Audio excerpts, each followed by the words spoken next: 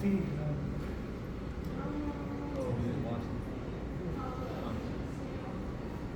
Good afternoon, everyone, and welcome to our 2:30 Penguin Feed. My name is Lauren, and I'm going to be sharing a bunch of interesting facts about our birds as our aquarists feed out. So here at Ripley's Aquarium, we have 21 African penguins. Yep, you heard that right, African penguins. These guys are found off the southern coast of Africa where it's just a little bit warmer. That's why you might notice our aquarists in there aren't wearing any extra layers. It's a nice 65 degrees both in the water as well as in the air. Now all but 2 of our penguins came to us not from the wild, but from other zoos and aquariums, such as Zoo Knoxville, Zoo Maryland, and our sister aquarium in the Smokies, just to name a few. The 2 penguins that did not come from other zoos and aquariums were actually born here. Their names are Edgerton and Plyler, who are full siblings to Jimmy and Maggie. Edgerton was born in 2020, and he's one of the largest birds in the colony, while his sister Plyler was born in 2021, and she's one of the smallest birds in the colony. You can actually identify both of them, as well as any of our other penguins, by their name bands. Boys will be wearing blue, and girls will be wearing red. Now for their lunch today, they are having a lovely selection of capelin, which is a long silver fish filled with a bunch of good nutrients.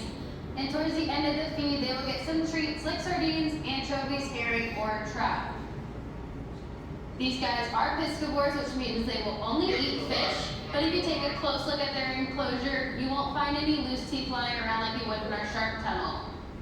That's because penguins don't have any teeth. Instead, they have these things called fleshy barbs in their throats to help them keep that fish down. Now out in the wild, those fish can be really tricky to catch. Luckily for our penguins though, they have really sharp hooked beaks to be able to grab at that fish. They can also swim up to 12 miles per hour, dive to depths of 100 feet, and hold their breath for an average of 2 minutes. Now the beautiful tuxedo coloring that they have is not just for fancy get-togethers. It is actually a form of camouflage known as counter shading. Other marine species like our sharks and stingrays will have this same form of camouflage. And what this means is when our penguins are in the water swimming, if a predator is looking down at them, that black back helps them blend in with that sea floor. And if a predator is looking up at them, that white belly helps them blend in with that ocean surface and sun. They can also use this camouflage to regulate their temperatures. So if they're feeling a little too chilly, they can turn their black back to the sun to warm up. And if they're feeling a little too warm, they can turn their white belly to the sun to cool down. They also have pink spots right on their feet and right above their eyes that can help regulate their temperatures. Now the feathers that they have are not great for flying, but they're excellent at keeping these guys waterproof. These guys produce a preen oil located at the bottom of their tails that they'll rub all over to keep them waterproof. Now our penguins are a little bit pampered, so if you notice some of them catching a fish and spitting it right back out, these guys are not going to want it if they're just a little bit crooked. They also have some pretty amazing personalities if you couldn't tell. So we are able to identify them based on that. But if they didn't have their name bands on, we can also identify them by those spots on their bellies. Those spots are unique to each penguin, kind of like a human fingerprint. Now we do have 2 aquarists in there, one handling and feeding the fish and another who's recording who is eating what. This is really important to make sure that everybody's eating the right amount of fish, and it also lets us know if a penguin's eating more fish that something's about to happen. So by now you've noticed a couple of our penguins are having a really bad hair day. That's okay, it happens to the best of us. It just means they're going through their annual catastrophic molt. This is where they lose all of their feathers all at once, starting at their feet and going all the way up to their head. It's about a 4-week long process and it doesn't hurt them at all. During this time period of molt though, they will not have those waterproof feathers to get into the water to hunt, so naturally they get a little chunkier right before it.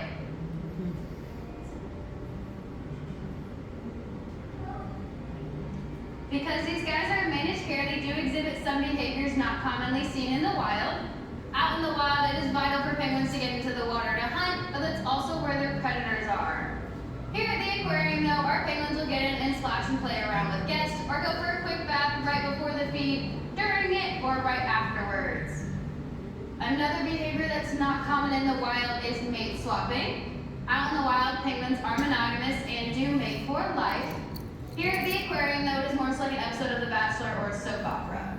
We have some really great pairs like Jimmy and Maggie, Saba and Gretel, or Lucy and Hansel, or we have a couple of penguins that like to flirt with multiple birds as well as themselves in the mirror. Now, if you were thinking about having a penguin as a pet, I don't recommend it. These guys have a pretty hefty appetite of eating about a pound of fish a day per bird. These guys only weigh anywhere from 4 to 6 pounds, so that's about 15 to 20% of their body weight. To put it into perspective, if you weigh 150 pounds, you need to eat 20 happy meals a day. So with all that food that's coming in, it means it's gotta come out. So these guys do poop about every 5 to 10 minutes, and watch out, because they can projectile poop up to 5 feet. Now, unfortunately, African penguins are a critically endangered species with having less than 10,000 breeding pairs out in the wild. This is an over 90% decrease in their population in the last 20 years. This is due to overfishing of their food sources, habitat loss, egg and guano harvesting. Luckily, there are some really great organizations out there, such as SANCOB, which is a South African foundation for the conservation of coastal birds. What SANCOB does is they'll rescue orphaned eggs, orphaned chicks, or injured birds from oil spills or other natural disasters, rehabilitate them, and re-release them back out into the wild. Our penguin pals here help out their wild friends by creating something called penguin paintings. You can purchase their lovely works of art in the pop-up shop right over here or in the big gift shop on your way out, and at the end of the year, 50% of those proceeds are donated to SANCOB. You also have the opportunity to meet one of our penguin friends. We do penguin encounters throughout the week where you get to pet, learn, and talk to one of our amazing members of husbandry about these birds. You can head over to guest services online or over to me if you have any questions about that. If you guys stick around after the feed, you might notice some of our penguins pecking at each other's faces. That's okay. These guys just need a little bit of help with grooming. They don't have any hands after all. On exhibit, you will notice some of the walls have holes in it. Those are going to be nest boxes for both singles and pairs to use year-round. So we don't have a nesting or mating season here. It is year-round for us since those nest boxes are open all the time. You will also notice some of our penguins go into a little bit of a food coma afterwards if you hang out for a little bit. They do like to take naps right after they eat. If you guys have any questions at all, I will be hanging out over by the pop-up shop. I hope you enjoyed our penguin feed and that you have a fantastic day.